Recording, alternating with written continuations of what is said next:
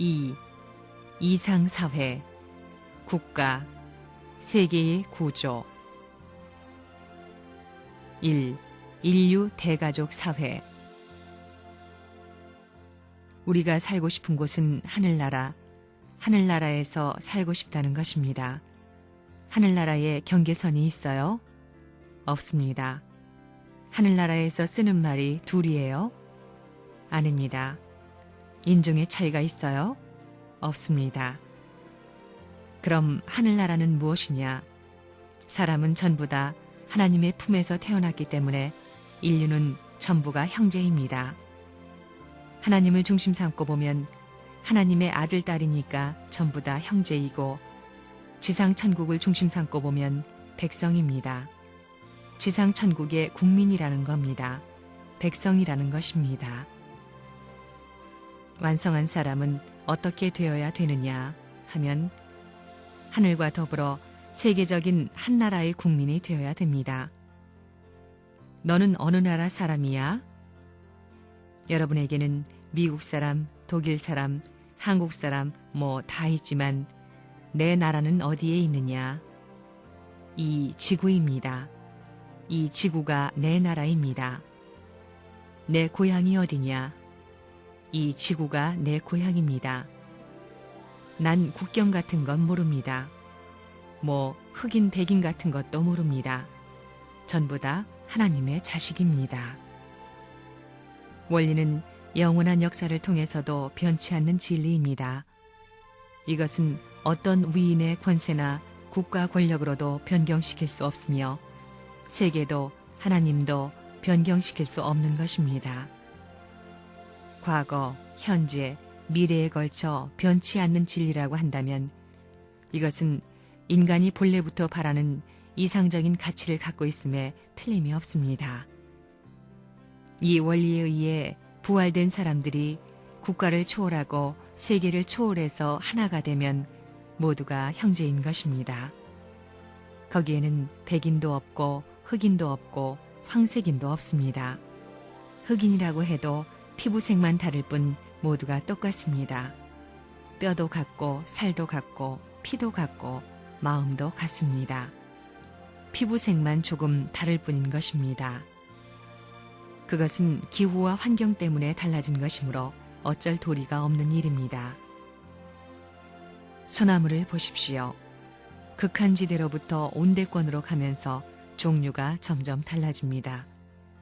소나무가 서 있는 지역적인 환경에 따라 점점 달라지며 또 그것이 출발했던 기준과 역사를 통해 종류가 달라지게 됩니다. 또 곰을 보십시오. 북극의 곰은 백곰입니다. 백색이 되지 않으면 안 됩니다. 그것은 환경 때문입니다. 보호색이 백색이기 때문입니다. 백인종은 무엇인가 하면 북극의 백곰과 같은 것이며 흑인종은 더운 곳에 온대지방의 흑곰과 같은 것입니다. 오직 그 차이뿐입니다. 그런데도 흑곰과 백곰이 서로 너는 백곰이니까 너는 흑곰이니까 하면서 같이 있을 수 없다고 말할 수 있겠습니까? 모두가 하나가 되어야 합니다. 통일교회는 결혼식을 국제적으로 합니다. 서양인과 동양인이 결혼을 합니다. 백인과 흑인이 결혼을 하기도 합니다. 인종을 초월해서 서로 사랑하는 모습, 그것은 역사에도 없는 아름다움입니다. 그렇게 되어지지 않는데 문제가 있는 것이지 그것은 가장 아름다운 것입니다.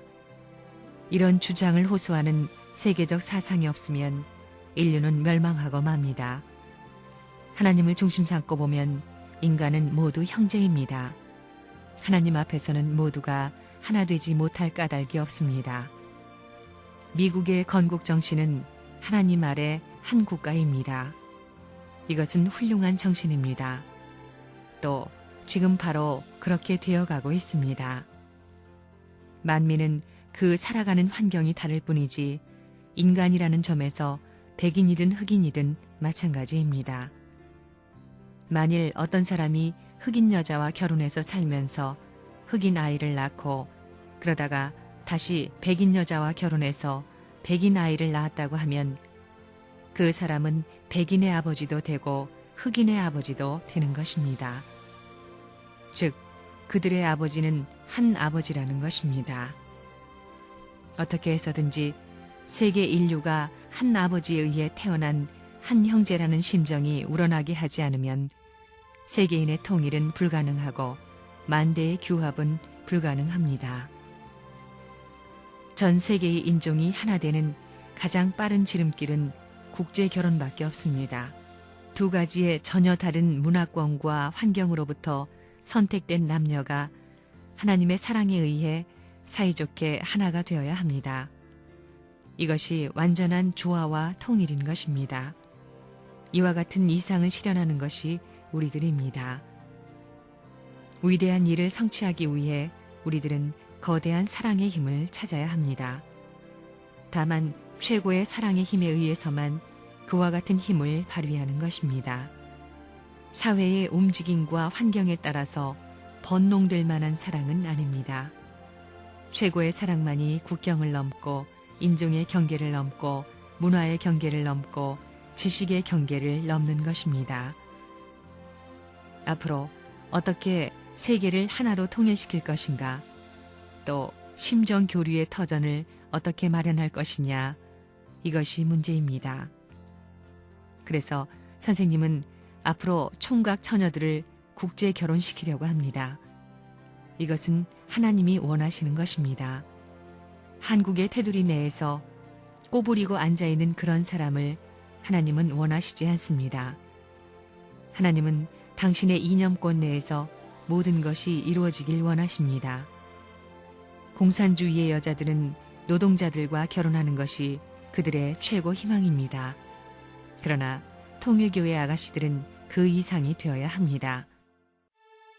이제 앞으로는 자기 가정이 이국민족과 하나 될 수 있는 혈통을 얼마만큼 가지고 있느냐 하는 것이 영계에 가서 자랑할 수 있는 것이 됩니다.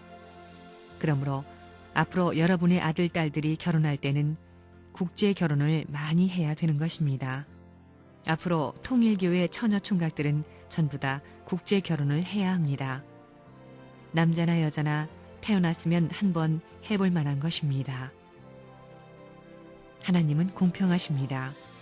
미국은 하나님의 축복에 의해 물질 문명을 꽃피운 대표적인 나라가 되었습니다. 그러므로 외적인 기준으로부터 내적인 기준으로 급격하게 변화되기는 어렵습니다. 반면에 동양에서는 물질적인 면보다는 정신적인 면을 존중합니다. 서양은 외적으로는 축복받았으나 내적인 기준에 있어서는 부족합니다. 반면에 동양은 내적으로는 축복을 받았으나 외적 기준에 있어서는 부족합니다.